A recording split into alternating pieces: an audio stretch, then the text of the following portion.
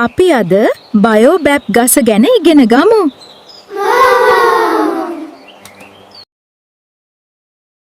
සුබ දවසක්. අපේ අතීත විද්‍ය පාඩමට අදාළව අද අපි සාකච්ඡා කරමු බයෝබැප් ගස ගැන. හරි පුතේ. මේක පිහිටලා තියෙන්නේ කොහෙද කියලා බලමු. ඒ වගේම මේ ගස ගැන තියෙන තව විශේෂ තොරතුරුත් හොයා බලමු. මන්නාරමේ තමයි පුතේ බයෝබැප් ගස පිහිටලා තියෙන්නේ. පල්ලිමුණී මාර්ගයේ ඇතුළට වන්නට තමයි බයෝබැප් ගස අපිට දකින්න පුළුවන් වෙන්නේ.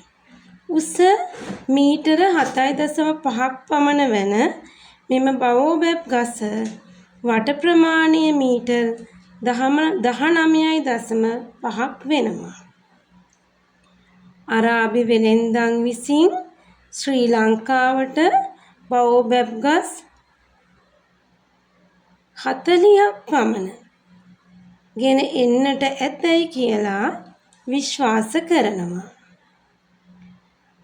40ක් පමණ ගෙන එන්නට ඇතැයි කියලා විශ්වාස කරන්න පුතේ 2003 වසරේ සිදු කරන ලද සමීක්ෂණයකට අනුවයි.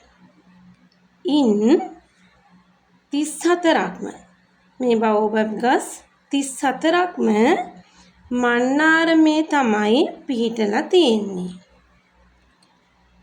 මේ ගස් 34 අතරින් පල්ලිමුණේ පිහිටා තිබෙන මේ බයෝබැප් ගස වර්ෂ 800ක් පමණ පැරණි කියලා විශ්වාස කරනවා.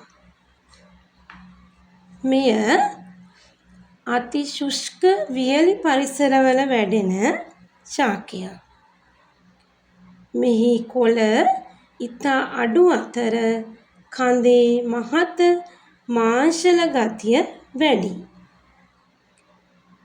මෙවැනි හැඩයක් නිර්මාණය වන්නේ මේ ගසේ ජල සංරක්ෂණය පවත්වා ගැනීමට. මෙම ගසෙහි ජලය වාෂ්ප වීම අඩුයි. කඳේ වැඩි ජල ප්‍රමාණයක් රඳවා ගැනීමට ගස සමත් වෙනවා. මේ ගසට සාමාන්‍යයෙන් වර්ෂයකට ජල ගැලුම් 30000ක් පමණ රඳවා ගන්න පුළුවන් කියලා කියනවා.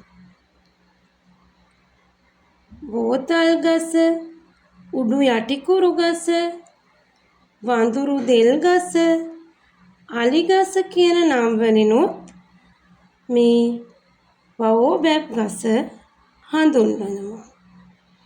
අලි ගස කියන නම යෙදিলা තියෙන්නේ බලන්නකො පුතේ මේ ගහේ කඳේ ස්වරූපය ගත්තාම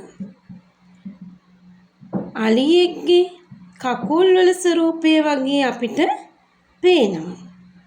ඒ නිසා තමයි මේකට අලි ගස කියලා නම යෙදিলা තියෙන්නේ.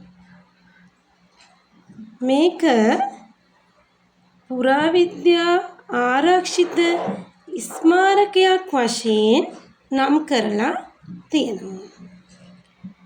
මේ බයෝබැප් ගසේ පළහට ගැනීමක් සිදු වෙනවා වසර 20කට විතර පසු තමයි පුතේ පළහැට ගැනීම සිදු වෙන්නේ.